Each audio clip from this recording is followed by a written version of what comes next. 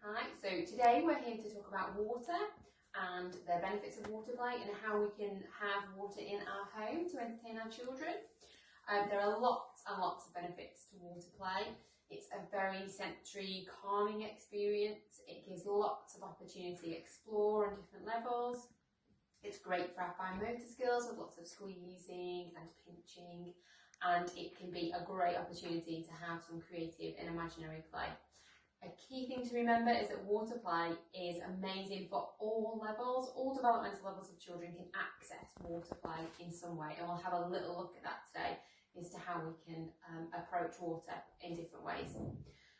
We've got examples of different things to use. So today we're just using a big storage tub, an empty storage tub. At home, you can, if you've got one of these free, great. If not, little clean cat litter trays, washing up bowls, buckets, things that you use for baking. It doesn't have to be quite as big as ours. And then underneath, what we'd recommend is just a towel, really, any old towel. Water can be used inside and outside, but just please be careful of slips and trips, because obviously it can get quite messy, and also just supervise the children at all times, particularly with water. What we would say is we wouldn't really promote having all these things out at the same time. It offers really a bit of an opportunity for sensory overload. Try with one item, maybe two items at a time, and we'll try and extend it that way. You can always add a few more items once they're a little bit used to water. It hasn't got to just be a one-time experience. So yeah, just strip it right back. And speaking of that, how we'd explore the worlds of water first would be with nothing in it at all. We can flick the water, we can sprinkle the water, we can just squeeze the water. You can look at different temperatures of water, so maybe have it quite cold and have a few ice cubes, or have it quite warm and see which one your child prefers. Stick with that, just as we say, always follow your child's lead. If you find that actually they prefer the warmer water, then that's absolutely fine, or if they're really attracted to the feeling of the ice cold water, just be mindful of how much time you're spending in that so their fingers don't get too sore. Next, we look at adding different things. So these, we tried to give you examples of things that we just find at home. You don't need to go and buy anything. Hopefully these are all things that we have around. So sponges and little scourers. These are great if you can get to. If you're lifting and trying to just gain their attention, just squeeze and pause and see what they do. Will they copy? Will they flick the water at you? Do they like to explore the feel of the sponge once it's been in the water? Will they press it down and make lots of bubbles? And just follow their lead. Take your time, see what they do first, and follow that. We've got little balls, so balls from play pits or little ping pong balls. Watching them splash in. We've got balls with a few holes in, like cat toy type balls. And then the extension of that really would be filling and pouring, so add in a few more containers. We've got lots of jugs, cups, egg poachers, any old container at home. Recycling is absolutely great, your plastic recycling, just little tubs. And then these are great for containing, so you can add them to your water and add a little bit more, so it takes it to the next level. So let that stay in, and they then pour that into a smaller container. So we want to drip, drip, drip. And again, any old storage boxes as well are absolutely brilliant. And then leading on to that, we've come up with a little bit of a contraption. So these are just old fruit and vegetable punnets out of the recycling. And what we thought would be a nice idea is to add some food colouring. So we've made some sensory bottles just out of our old recycling. These are just plain water with food colouring and glitter in. So again, really sensory, really calming activities for the children. But when we add into the container, it can be quite nice just to pour it in and watch it fall. And because we've added the food colouring, hopefully your child will see the colour that little bit more and be able to watch it drip through. And if you do a big bottle, you can just keep going and going. Great things are also are little pipettes or big pipettes if you can get hold of them, as well as the bowls for pouring. So they were really all things that we'd got at home. And then we were looking at what else can we have that your child may or may not have at home, but the typical sort of bath toys or plasticky toys.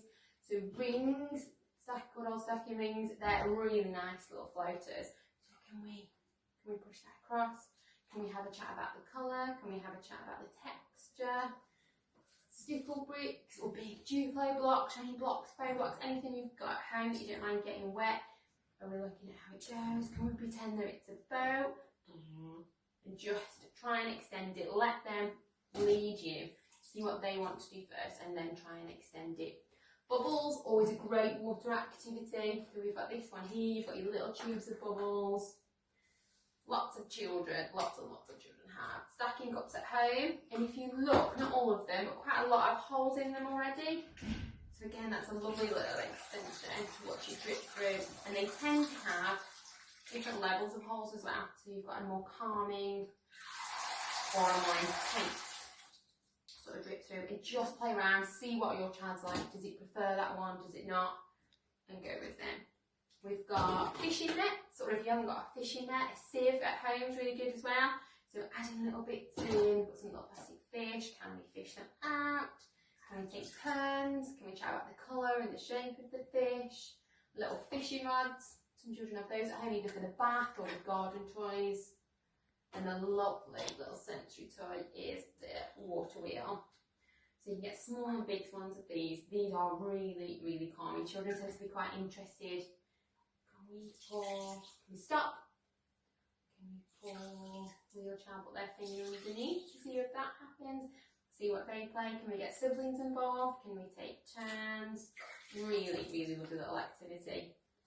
And then if your child's a little bit more interested, do they want to see what sinks and what floats? So just everyday household objects. Can we guess? Can we choose? Can we watch? Get them to find little bits around the home, see if they can find things that will maybe sink or float that are appropriate. And then any children that are moving on to their symbolic play, pretend play. Have they got little dollies at home? Have they got things that they don't mind getting wet? Can we put the dolly in the water?